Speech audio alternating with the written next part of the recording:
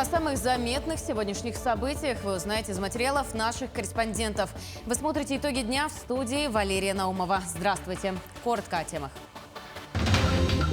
Обсуждены вопросы развития. Андрей Тарасенко с рабочим визитом посетил Алданский район. Расскажем о ходе деловых встреч.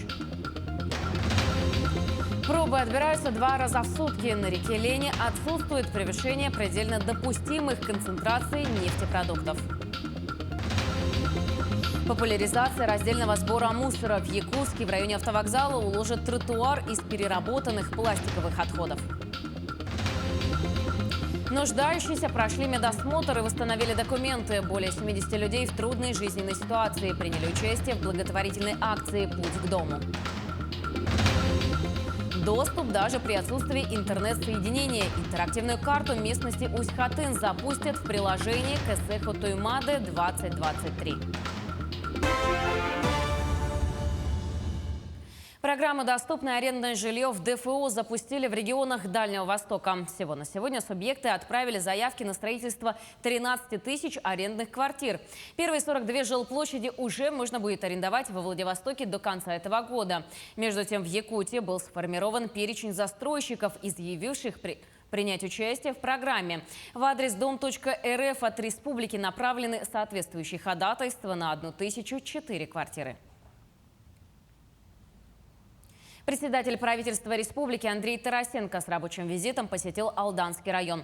Он побывал на производственных и социальных объектах, а также обсудил вопросы развития района с предпринимателями и депутатами. О ходе визита расскажет Руслан Павлов. На одной из первых улиц города Алдана имени Феликса Дзержинского идут работы по реконструкции. За короткое лето нужно успеть многое, но уже в начале пути строители столкнулись с непредвиденными обстоятельствами. Попадается улица старая, поэтому попадается Лежневка. Скорее всего, это переходы. Когда-то были, или сброс воды было.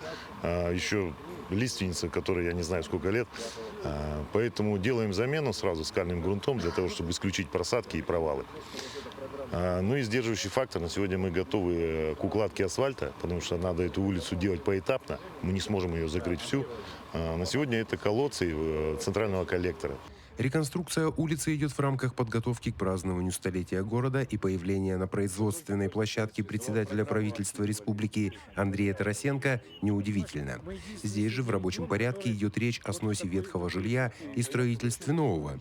Возникающие у местной власти вопросы к правительству глава Кабинета министров решает в ручном режиме по громкой связи. Ну и что ты с Алданом не закрываешь? У них готовность огромнейшая. И пускай строят, если все они дают землю, все полностью, и строители есть. План визита очень плотный и насыщенный. Местным чиновникам хочется показать все и сразу, но приоритеты социальным объектам. Здесь и площадка под строительство спортивного зала, парк культуры и отдыха «Золотой», где продолжается очередной этап благоустройства. Спортивный комплекс, над которым худая крыша, Алданская школа искусств, где тесный актовый зал и не хватает помещений для занятия с детьми. Все требует внимания. Председатель правительства указывает на недочеты органам местного самоуправления и берет их себе на карандаш. Впрочем, Андрей Тарасенко отмечает и плюсы Алдана. Смотрю, преображается город, становится городом в действительности. Чистенько так у вас, хорошо, потому что вот сейчас в Нерюнгри был, ну, просто невероятно ругаешься. Даешь деньги, чтобы дороги приводили, и тут же они их, как говорят, не убирают и ничего не делают. На встрече с предпринимателями и депутатами глава Кабмина отвечает на главный вопрос повестки – завышенные тарифы на электро- и тепловую энергию, что существенно бьет по малому бизнесу и по карману простых жителей. Цена на уголь идет, растет, цена на бензин растет, соответственно, то складывается в общую систему коммунальных платежей. Мы и так сегодня подскочили за один год с 12 миллиардов до 35 по компенсации. Представляете, что это такое для бюджета? Мы скоро будем весь бюджет, всю доходную часть на компенсацию ЖКХ давать. Ну это что? Какое развитие тогда можно говорить? Поэтому сегодня ищем альтернативные источники, ищем альтернативные, то есть создаем конкуренцию. Не обошлось и без торжественных процедур. Андрей Тарасенко вручил медаль за отвагу участнику СВО Андрею Эльмурзаеву и грамоты председателя правительства республики 2 сотрудникам компании «Железные дороги». Руслан Павлов, Сергей Шипачев, Алдан. Роспотребнадзор по республике заявил об отсутствии превышений предельно допустимых концентраций нефтепродуктов в пробах из реки Лены. Пробы отбираются 2 раза в сутки как с береговой части реки, выше населенных пунктов, так и с русла реки. Пробы берутся у поселков Витим и Пеледуй, у Ленска, Алекминска и Покровска. Управлением Роспотребнадзора по республике Саха-Якутия начиная с 13 июня проводится ежедневный лабораторный мониторинг воды в реке Лена на содержание нефтепродуктов в поселке Витим, поселке Пеледуй, городе Ленске Ленского района, городе Алекминск Алекминского района, в городе Покровск Хангаласского улуса. А пробы отбираются 2 раза в сутки, как с береговой части реки, выше населенных пунктов, так и с русла реки. По результатам проб от 13 и 14 июня превышений предельно допустимых концентраций нефтепродуктов не установлено. С начала весенне-летнего сезона в Якутии зарегистрировали 244 случая укусов клещей. Наибольшее число укусов пришлось на Ленский район, где нападению клещей подверглись 79 человек. 77 случаев в Алданском районе, в Алекминском 20, в Нерюнгринском 36. Что касается города Якутска, то зарегистрировано 11 случаев. В лаборатории опасных инфекций были исследованы 99 клещей. У одного насекомого выявлен положительный результат на вирусный энцефалит. С целью снижения численности клещей проводится акарицидная обработка. На сегодня в 13 районах и в городе Якутске обработаны территории на площади 66 га, в том числе на 27 га территорий летних оздоровительных учреждений. Для населения хочу рекомендовать, чтобы они при посещении природных мест чтобы одевали белую одежду, часто друг друга осматривали, штаны заправляли в носки, на голову обязательно косынку или шапочку одевали. Отсутствие безопасности и необходимость смены привычного короткого пути на самые длинные не на шутку волнует как водителей, так и родителей, чьи дети выходят на прогулку. Посреди дороги был вырыт котлован, как утверждают очевидцы, в целых 4 метра. Более подробно об этой истории нам расскажет Марина Захарова. 3 июня один из жителей улицы Мостовиков, по словам жалующихся, проводил работы по подводке газопровода к своему участку. Однако по окончанию не озаботился устранением оставшегося беспорядка, и сейчас дорогу перекрывает яма глубиной почти в 4 метра. После проливных дождей она полностью заполнилась водой, и теперь, особенно в ночное время суток, представляет угрозу для жизни. Мы тут и чистили сами и туда воду, и в итоге все. Никто ничего не делает. Вот смотрите, мы эту дорогу в основном сами слаживали, нам засыпали. Они же нам всю ее, скажите, промыли. Детишки вокруг тут стоят, камешки кидают в этот. Я говорю, дети, пожалуйста, уйдите, вы упадете и потонете. Ну, им не докажешь.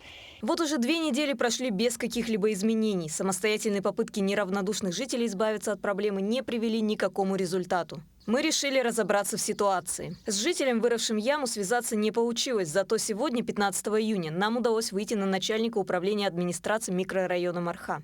Замечание подрядная организация получила по первому обращению жителей. Да?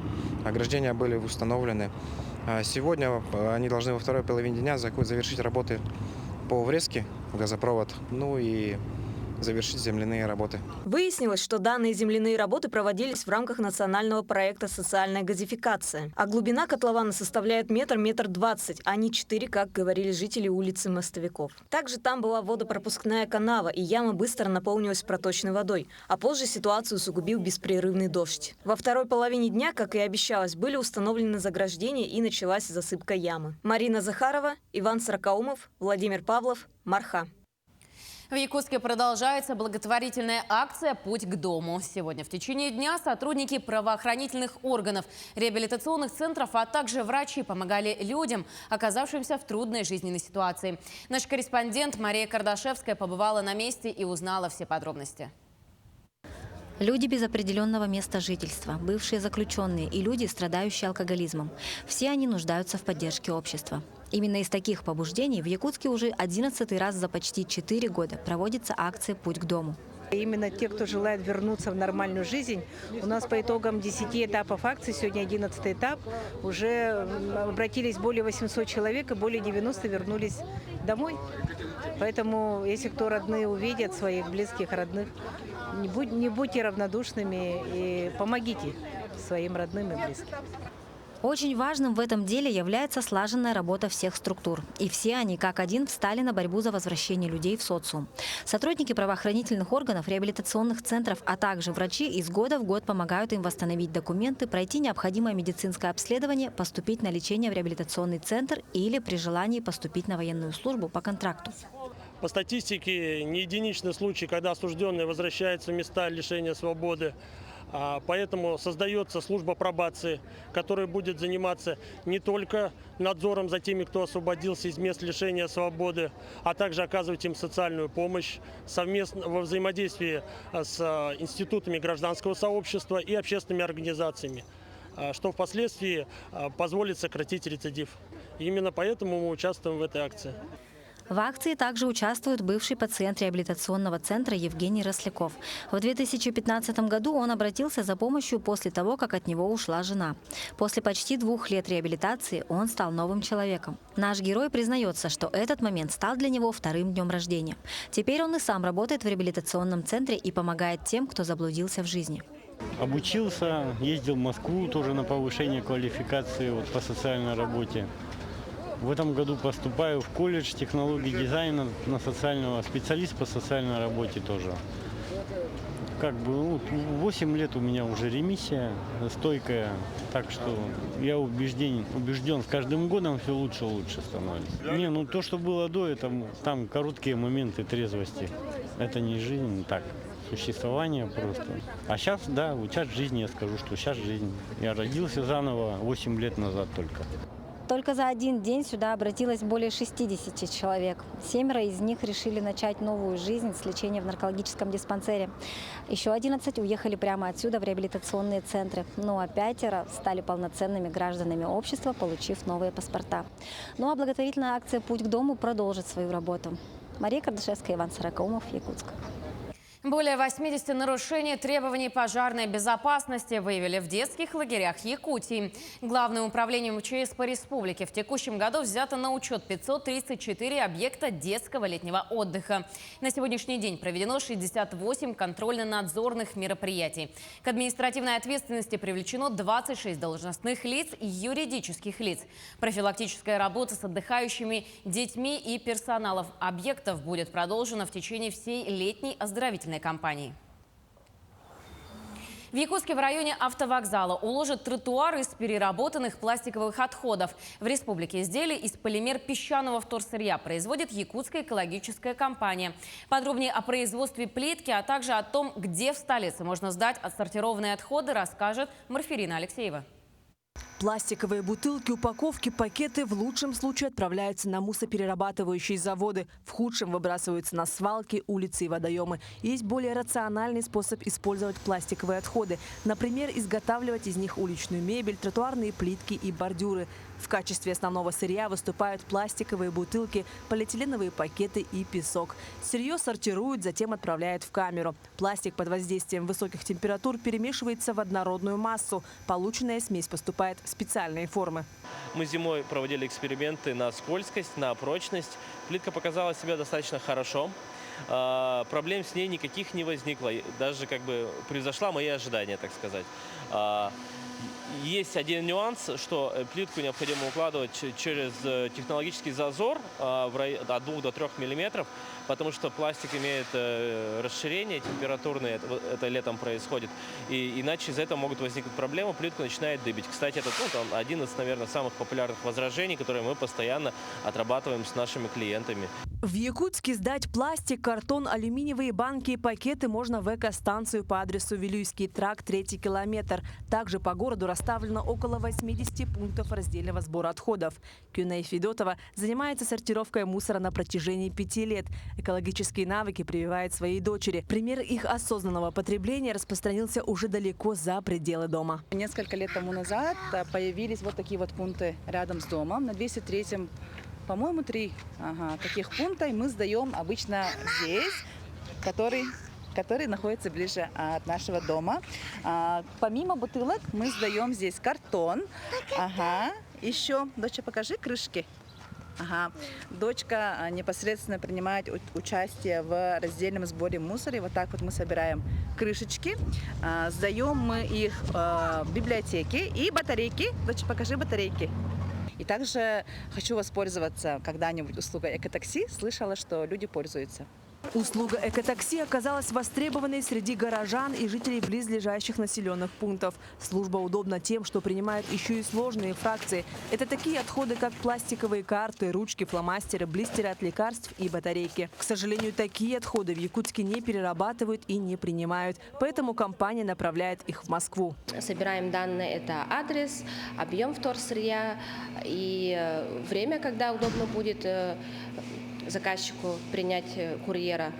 Мы приезжаем, поднимаемся прямо до двери, да, забираем. У нас есть специальные такие сумки, которые...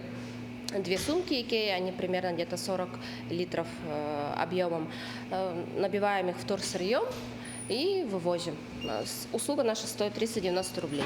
Столица республики уверенно шагает в сторону чистого и безотходного будущего. В городе активно проводятся экофестивали, так называемые гаражки, акции. А в образовательных учреждениях все чаще устанавливаются пункты раздельного сбора. Марфелина Алексеева, Джулустав Иннокентьев, Владимир Павлов, Якутск. Все для победы. Под таким девизом на телеканале НВК «Саха» прошел телемарафон. Прямой эфир длился 4 часа, где активно принимали участие представители власти, народные депутаты, герой России Александр Колесов, общественные организации и жители республики. Сейчас вся Якутия поддерживает бойцов, которые находятся на территории специальной военной операции, и отправляет большую помощь. Собранную сумму на сегодняшнем телемарафоне направят на приобретение военной техники, дронов и других средств. Сейчас очень важно, чтобы именно из рук в рук адресно поставлялось. Мы работаем уже по заявкам конкретных подразделений, которые заказывают нам. Кто-то квадрокоптер, кто-то тепловизор, антидроновые ружья сейчас. И вот это важно отработать эти заявки. Это в поддержку тем мерам, которые принимает у нас в республике. Судя по отзывам ребят наших там, которые на передовой, что они эту чувствуют поддержку. Военные врачи ежесекундно сражаются за жизнь раненых бойцов в тыловых госпиталях и на передовой. И в любое время готовы к подвигу во имя жизни. Врачи являются ярким примером патриотизма и отваги. В Национальной библиотеке Якутии открылась выставка «Живи», посвященная медикам, исполняющим служебный долг на специальной военной операции. На экспозиции можно увидеть уникальные артефакты, привезенные с мест боевых действий, трофейные вещи, тактические аптечки и памятные вещи участников специальной военной операции. Выставка продлится 1,5 месяца. Проводим уже эту 2-ю выставку, но эта выставка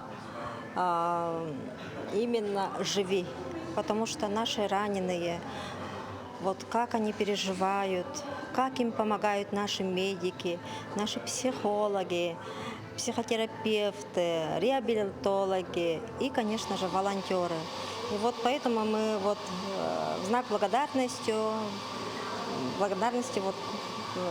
поставили такую выставку. В северной столице сегодня проходит 2-й день Петербургского международного экономического форума. 130 стран и 17 тысяч участников работают в павильонах экспоцентра, в том числе и делегация нашей республики. Всего в деловой части форума запланировано более 150 мероприятий. На прямую связь со студией выходит моя коллега Айсена Бурнашова. Айсена, приветствую. Расскажи, как проходит 2-й день форума, какие соглашения и документы уже подписаны. Приветствую, коллеги. Ну что, действительно, стартовал сегодня 2-й день Петербургского международного экономического форума. Мне кажется, не зря вчерашний 1-й день называли нулевым, потому что программа деловой части была еще на низком старте. Ну а сегодня, во 2-й день ПМФ, она предстала просто в полном масштабном формате. Так вот, день якутской делегации буквально расписан по минутам. За моей спиной вы можете видеть различные стенды, павильоны, и на нескольких из них Якутия уже подписала ряд важных соглашений. Вот, например, одно из них. Якутия и ведущее российское авиационное предприятие Туполев подписало документ о сотрудничестве. Документ подписали на стенде Татарстана.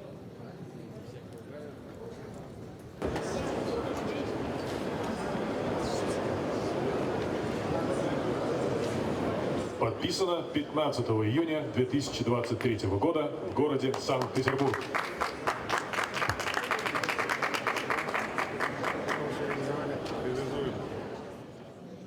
Благодаря этому документу Якутия с 2025 года до 2030 года планирует получить до 12 самолетов Ту-214. Кстати, все самолеты будут полностью оснащены российскими комплектующими, а места хватит на 210 пассажиров. Магистральный узкофюзеляжный самолет, который позволит осуществлять авиаперелеты из республики по центральным городам, по центральным направлениям Москву, Санкт-Петербург. И, соответственно, характеристики этого самолета позволяют осуществлять практически все дальнемагистральные направления. К слову, этот форум отличает от многих предыдущих тем, что сегодня много говорят о технологиях, инновациях, технологическом суверенитете России. Вот почему самолеты будут полностью укомплектованы российским оборудованием. И что касается, когда ты прогуливаешься по павильонам, стендам, то и дело, нет-нет, да и да, натыкаешься на разных роботов. Я, например, лично своими глазами видела и робота-мороженщика, и робота-секретаря, который приносит и уносит тебе документы, облегчает деловую жизнь. Вот смотришь на них и кажется, что будущее уже наступило. А что касается нашего настоящего, кстати, сегодня Якутия получила награду от Росинфра за проект адаптивного центра на 500 мест. Субсидия на создание школ. Мы ожидаем тоже в конце следующего года этот объект сдать и уже приступить к его эксплуатации с начала 2025 года. Я считаю, что это очень хороший темп, объект очень большой, сложный, но мы уже имеем достаточно большой опыт реализации инфраструктурных объектов в ГЧП. Я считаю, что на этом нельзя останавливаться. И думаю, что этот формат будет дальше помогать нам достигать быстро, качественно и уверенно те результаты, которые мы перед собой ставим. Коллеги, у нас впереди еще очень много разных интересных событий, очень много подписаний. Мы будем держать вас в курсе всех событий до следующих прямых эфиров. Передаю вам слово. Благодарю Айсена за такое подробное прямое включение. Но я напомню, что с нами на прямой связи из Санкт-Петербурга была Айсена Барнашова. По всей стране проходит акция, приуроченная к Международному дню донора. К мероприятию также присоединились и якутяне. В спорткомплексе Дахсун состоялась акция «Донорский забег». Организаторами выступили волонтеры-медики, а участниками – представители Общественной палаты и сотрудники Института геокультурного развития республики. Порядка 10 добровольцев выразили желание поучаствовать в данном забеге. Основной целью акции является повышение осведомленности населения о донорстве крови и ее компонентов, а также формирование ответственного отношения к донорам. Всероссийское общественное движение развивается с каждым годом и уже охватывает 89 субъектов России. Отрадно, что вот такие акции в нашем городе проходят. Мы очень сразу приняли решение, приглашение принять участие. В соответствии плана работы Всероссийского общественного движения «Волонтеры-медики» в связи с этим мы провели тематический спортивный забег. В будущем хотим провести более масштабно. Участниками может быть любой желающий. Интерактивную карту местности Усть-Хатын запустят в приложении «Тогис КСХ Туймады 2023. Как и в прошлом году, на карте будет доступна информация о локациях и сооружениях. Найти местность можно будет по запросу СХ в поисковой строке. Карта мероприятия будет доступна даже при отсутствии интернет-соединения. Пользователи смогут найти стоянки для автомобилей, автобусные стоянки и пункт скорой помощи. В сервисе также будет доступна программа национального праздника. На сегодня у нас все, но мы продолжаем следить за событиями. Оставайтесь с нами.